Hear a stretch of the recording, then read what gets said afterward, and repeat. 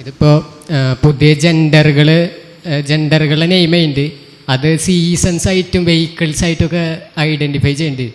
ഇപ്പോൾ ട്രെയിനായിട്ട് ഐഡൻറ്റിഫൈ ചെയ്യുക, ട്രാക്ടറായിട്ട് ഐഡൻറ്റിഫൈ ചെയ്യുക, സീസൺസ് ആയിട്ട് കാലാവസ്ഥയായിട്ട് ഐഡൻറ്റിഫൈ ചെയ്യുക. അത് ബയോളജിക്കലി പോസിബിൾ അല്ല എന്നാണ് എൻ്റെ ഒരു അറിവ്. പക്ഷെ എന്തുകൊണ്ടായിരിക്കാം ആൾക്കാർ അങ്ങനെ ചെയ്യണമെന്നാണ് എൻ്റെ ചോദ്യം.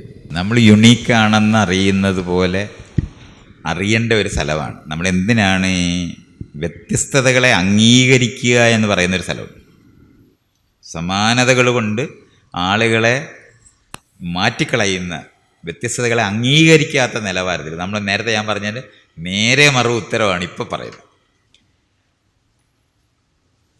ജെൻഡർ എന്നൊക്കെ നമ്മൾ പറയുമ്പം പണ്ട് നമുക്ക് രണ്ടേ ഉള്ളൂ, കറുപ്പും വെളുപ്പും, അതുപോലെ തന്നെ പാപം പുണ്യം, ഇങ്ങനെ ബൈനറി എന്ന് പറയുന്ന നിലവാരത്തിലല്ല നമ്മൾ ഈ ഇരിക്കുന്നവരെല്ലാം മനുഷ്യരായിരിക്കുമ്പോൾ അവരെല്ലാവരും വ്യത്യസ്തരാണ് എന്നറിയുന്നത്. ആ മേഖലയും കൂടെ ചേർന്ന് വരുന്നതിന് ജെൻഡറിനെ പറ്റിയുള്ള നമ്മുടെ കാഴ്ചപ്പാടിനകത്ത് പണ്ടും അറിയാം. ശിഖണ്ഡിയെപ്പറ്റി പറയും, നപുംസകം പറയും, ഇതെല്ലാം പറയുന്നതായിരുന്നു. എന്നാ നീ പുരുഷനല്ലാത്തവനെന്നാണ്. ഇതൊന്നുമല്ല നമ്മൾ പറയുന്നത്. അപ്പം വ്യത്യസ്തതകളെ അംഗീകരിച്ചുകൊണ്ട് ഒരു സ്പെക്ട്രം, എങ്ങനെയാണ് വെളിച്ചം ഒരു സ്പെക്ട്രമായിരിക്കും, ശബ്ദം എങ്ങനെയാണ് സ്പെക്ട്രമായിരിക്കുന്നത്. ശരിക്കും നമുക്ക് നോക്കിയാൽ മതി, കറുത്തവർ വെളുത്തവർ എന്ന് പറഞ്ഞു കഴിഞ്ഞാൽ ഇതിൻ്റെ നടുവിലാണ് എല്ലാവരും. അത് കുക്കു പറയും ഞാൻ കറുത്തതാണ് എന്ന് പറഞ്ഞിട്ട് ഗമയിലൊക്കെ പറയും. അപ്പം കുക്കു കറുത്ത ആളായിട്ട് നിൽക്കുമ്പോൾ ബാക്കിയുള്ളവർ പിന്നെ നമ്മളെ ആ യൂറോപ്പിലൊന്നും അടുപ്പിക്കത്തില്ല. ഇവിടെ ആണെന്നുണ്ടെങ്കിൽ കുക്കു മാത്രം കറുത്ത ആൾ, നമ്മളെല്ലാം വെളുത്തിരിക്കുന്നവരാണ്. എന്തൊരു തമാശയാണെന്ന് ആലോചിച്ച് നോക്കണേ. സ്പെക്ട്രമാണുള്ളത്, റേഞ്ചാണുള്ളത്. അപ്പോൾ അത് അങ്ങനെ മനസ്സിലാക്കുന്ന കാരണം കൊണ്ട് കഴിയുന്നത്രയും ആൾക്കാർക്ക്, ജനാധിപത്യത്തിനകത്ത് ഏറ്റവും വലിയ കാര്യമാണ് ഒരാളിലുള്ള വ്യത്യാസങ്ങളെ അവർക്കൊരു വോട്ട് കൊടുക്കണം നമ്മൾ പറയുന്ന ആ പോയിൻ്റ് കൊണ്ടാണ് ഇത്രയും വ്യത്യാസങ്ങളെ പരിഗണിക്കേണ്ടതുണ്ട് എന്ന് പറയുന്നത്. അല്ലാതെ ഇതൊക്കെ എങ്ങനെ ചെയ്തെടുക്കും എന്ന് പറയുന്നതല്ലേ നമ്മൾക്ക്. അതുകൊണ്ട് പ്ലസ് ഇട്ടൊക്കെ അതുകൊണ്ടാണ് ഒരാൾ പ്രധാനമാണ്. പക്ഷേ അത് പറയുന്നത് കേട്ടാ പിന്നെ ആ ആൾ ഒറ്റയ്ക്ക് ലോകത്ത് ജീവിക്കാൻ പറ്റുമെന്നുള്ള സിദ്ധാന്തം ഉണ്ടാക്കാനൊന്നുമല്ല. അവർക്ക് വേണ്ടി മാത്രമായിട്ട്, ഒരാൾക്ക് വേണ്ടി മാത്രമായിട്ടുള്ള കക്കൂസ് ഉണ്ടാക്കുന്ന കഥയല്ലത്. പരിഗണന കൊടുക്കുന്നു എന്നുള്ളത് അത്രയും അറിയേണ്ടതുണ്ട്. അത് നമ്മൾ കണ്ണ് കാണാത്ത ആളിന് പരിഗണന കൊടുക്കണമെന്ന് പറയുന്ന പോലെ, കാല് കാണാത്ത ആളിന് പരിഗണന കൊടുക്കണമെന്ന് പറയുന്നത് ആ സാധനത്ത് നമുക്ക് വിസിബിളായിട്ടുള്ളതുണ്ട്. പക്ഷെ അങ്ങനെ അല്ലാത്ത മേഖലകളിലെ ആൾക്കാർക്ക് പലതരത്തിലുള്ള എന്താ പറയുക വ്യത്യാസങ്ങൾ, ഷോർട്ട് കമ്മിങ് എന്നുള്ളതല്ല. പണ്ടാണെങ്കിൽ വൈകല്യം എന്നുള്ള വാക്കായിരുന്നു ഉപയോഗിച്ചിരുന്നത്. നമ്മൾ ഹാൻഡിക്യാപ്ഡ് ആണ്. ഇപ്പം നമ്മൾ അങ്ങനെയല്ല പറയുന്നല്ലേ, ഡിഫറൻ്റ്ലി ഏബിൾഡ്. എന്തിനാ അങ്ങനെ പറയുന്നത്? അത് വ്യത്യസ്തതകൾ മോശമാണെന്ന് കാണാതിരിക്കുന്നതിൻ്റെ സ്ഥലമാണ്. അതുകൊണ്ട് ഈ ഓറിയൻറ്റേഷനെ പറ്റിയൊക്കെ നമ്മൾ സംസാരിക്കുന്ന സമയത്ത് ആളുകൾക്ക് സ്വയം നിർണയ അവകാശം ഉണ്ടാകുന്നത് പോലെ തന്നെ മനസ്സിലാക്കുന്നത് ഇണകളെന്ന് കണ്ടാൽ മതി. അല്ലാതെ ഭാര്യ ഭർത്താവ് ആണും പെണ്ണും മാത്രമായിട്ടല്ലാതെ ഇണകളായിട്ട് മനുഷ്യരെ കാണാനായിട്ട് പെയർ, ഇതൊക്കെ നമുക്ക് മനസ്സിലാക്കി ചെയ്യാവുന്നൊരു കാര്യമേ ഉള്ളൂ. ഇത്രയും മനുഷ്യർ ലോകത്തുണ്ട്. ഒറ്റ ബോംബ് കൊണ്ട് നമ്മളെ മുഴുവൻ പേരെ കൊന്നുകൊണ്ടിരിക്കുകയാണ്. അപ്പോഴും നമ്മൾ ഇതൊക്കെ ചർച്ച ചെയ്തുകൊണ്ടിരിക്കും. മറ്റിടത്ത് ഒരു പ്രശ്നമില്ല, ഭയങ്കര ഗംഭീരം പ്രവർത്തനം ചെയ്തുകൊണ്ടിരിക്കുകയല്ലേ. ബോംബ് ഇട്ടിട്ട് ലക്ഷക്കണക്കിന് മനുഷ്യരെ കൊല്ലുമ്പോൾ വിജയം, പരമാവധി വിജയം എന്നൊക്കെ പറയത്തില്ലേ? ആ സമയത്ത് ഈ പറയുന്ന വല്ല പ്രശ്നമുണ്ടോ? ഒരു പ്രശ്നമില്ല. അല്ലയോ ഇതൊക്കെ പറയുന്നു. അങ്ങനെ വിട്ടുകൊടുക്കാൻ പറ്റത്തില്ല. എന്ത് വിട്ടുകൊടുക്കാൻ പറ്റുന്നത്? നമ്മളെല്ലാവരും കൂടെ പാട്ടുപാടി ജീവിക്കാൻ പറ്റുന്നൊരു ലോകത്താണ് സത്യത്തിലുള്ളത്. കാർമാസ് പറയും ഒരാളുടെ സംഗീതമായി മാറുമെന്ന്.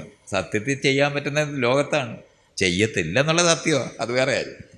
നമ്മൾ ഈ പരമാവധി ആനുകൂല്യങ്ങൾ പറ്റിക്കൊണ്ടിരിക്കുന്ന ആൾക്കാർ മറ്റുള്ളവരെ മണ്ടേ കയറിയിരിക്കുന്ന ഒരു സ്വഭാവമുള്ള ജീവിയാണ് മനുഷ്യൻ.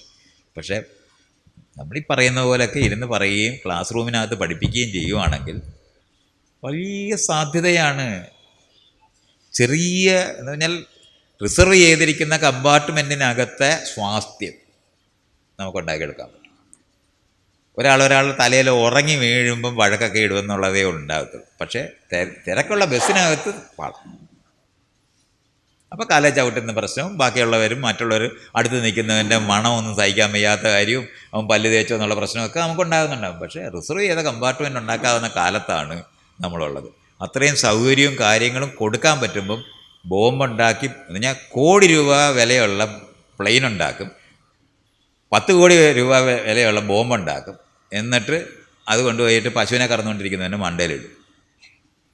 ഇതൊക്കെ നിങ്ങളൊന്ന് ആലോചിച്ച് നോക്കിയേ. ആ 2 ഉണ്ടാക്കുന്ന കാശ് ആ പശുവിന് കൊടുക്കുന്നതിനും കൊടുത്താൽ അവൻ വഴക്കിന് നിൽക്കത്തില്ല.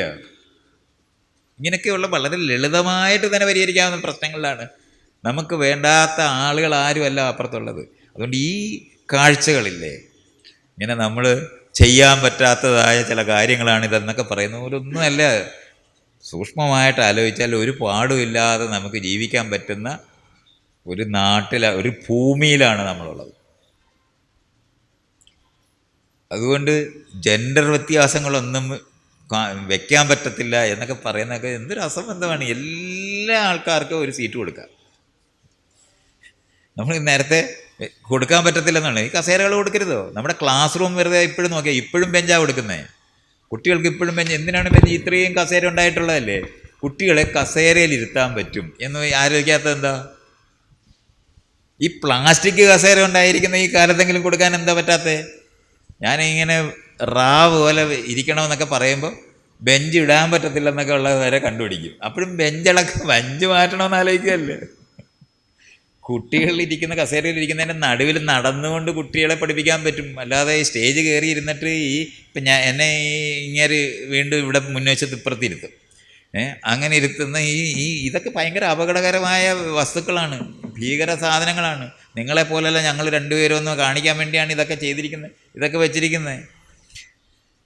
ഇതൊക്കെ നമുക്ക് മാറ്റാൻ പറ്റും. ഈ ലൗഡ് സ്പീക്കർ കണ്ടുപിടിച്ചിരിക്കുന്ന കാലത്താണ്. അല്ല സ്റ്റേജിലിരുന്ന് കാണേണ്ട കാര്യമൊന്നുമില്ല. നമുക്കിതെല്ലാം പിന്നെ വീഡിയോ കാണാൻ പറ്റുന്ന കാലത്താണ്. ഇതൊക്കെ നമ്മളൊന്ന് എക്സ്പ്ലോർ ചെയ്യണം.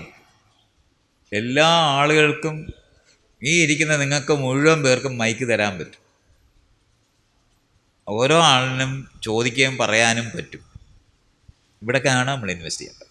അതിന് പകരം ഇവിടെ 2 മാത്രം വെച്ചിട്ട് ചോറൊന്നും കൊടുക്കത്തില്ല, ഉച്ചയ്ക്ക് ഭക്ഷണവും തരാതെ ഈ വിദ്വാന്മാരെല്ലാവരും കൂടെ ചെയ്യുന്ന പോലെ അല്ല ഈ വിഷയമൊക്കെ ചെയ്യേണ്ടത്. പാവം സജീവൻ ഇപ്പോൾ ഇങ്ങനെ വിചാരിക്കുന്നുണ്ടാവും, ഇയാളൊരു വിളിച്ചും കയറ്റി.